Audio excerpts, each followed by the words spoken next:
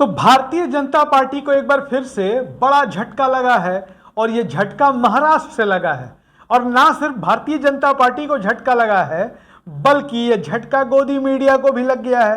क्या लगा है, कैसा झटका है, आपको इस वीडियो में विस्तार से बताते हैं। वीडियो पसंद है तो शेयर जरूर करिएगा।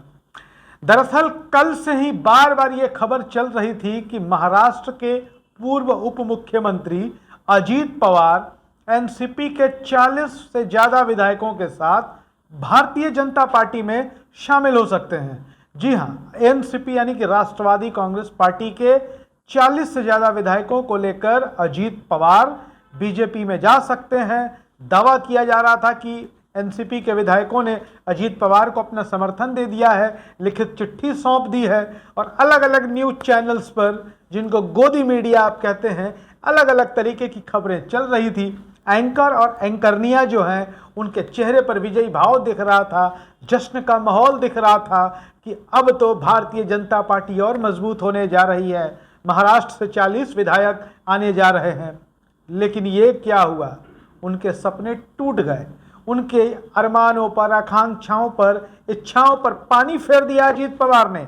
अजीत पवार लगातार खबरें चली और उसके बाद मीडिया के सामने आए और आकर के कहने लगे, मैं कहीं नहीं जा रहा हूं, मैं राष्ट्रवादी कांग्रेस पार्टी के साथ ही रहूंगा, मेरे बारे में अफवाह उड़ाई जा रही है, हमारे परिवार को टारगेट करने की साजिश रची जा रही है। इसके बाद तो जैसे सपना टूट गया, अरमान बिखर गए, इच्छाएं अधूरी रह गईं, क्योंकि अजीत पवार ने बीजेपी में जाने की अटकलों के बीच ये कह दिया कि मैं पहले भी एनसीपी में था, मैं आज भी एनसीपी में हूं, मैं आगे भी एनसीपी में रहूंगा।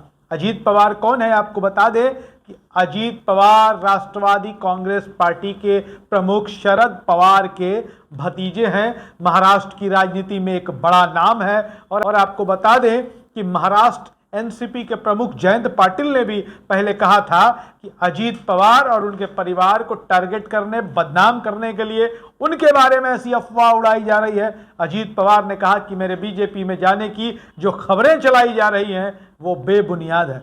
आपको बता दें कि लगातार सोशल मीडिया से लेकर मेन स्ट्रीम मीडिया पर यही बात पिछले 2 दिन से, बड़ा धमाका महाराष्ट्र में होगा, बड़ा धमाका, बीजेपी और मजबूत हो जाएगी। चाणक्य का नाम लिया जाने लगा कि बीजेपी के चाणक्य का एक और मास्टर स्ट्रोक देखिए, लेकिन फिलहाल ये मास्टर स्ट्रोक फेल हुआ है।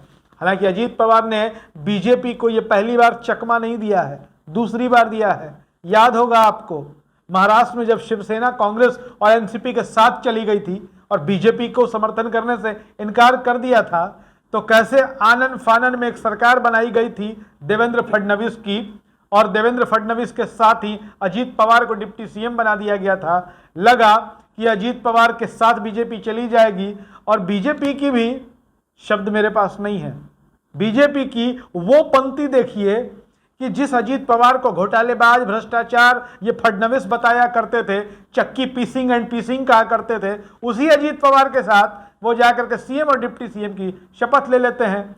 लेकिन अजीत पवार रफूचक्कर हो जाते हैं, फिर अपनी पार्टी में, अपने खेमे में लौट जाते हैं। बीजेपी की सरकार महाराष्ट्र में गिर जाती है, भारी बेइज्जती, भारी फजीहत होती है।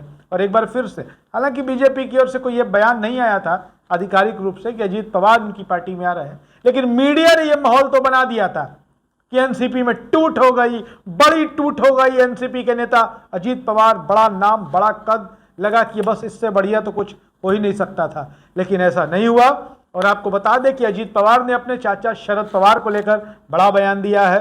उन्होंने कहा कि हमारे चाचा शरद पवार के नेतृत्व में हम सभी साथ हैं। इसके पहले इस बात को लेकर लगातार मीडिया ये हल्ला मचा रही थी कि शरद पवार अपने चाचा, अजीत पवार अपने चाचा शरद पवार से अलग होकर अपनी खुद की सियासी जमीन तैयार करना चाहते हैं।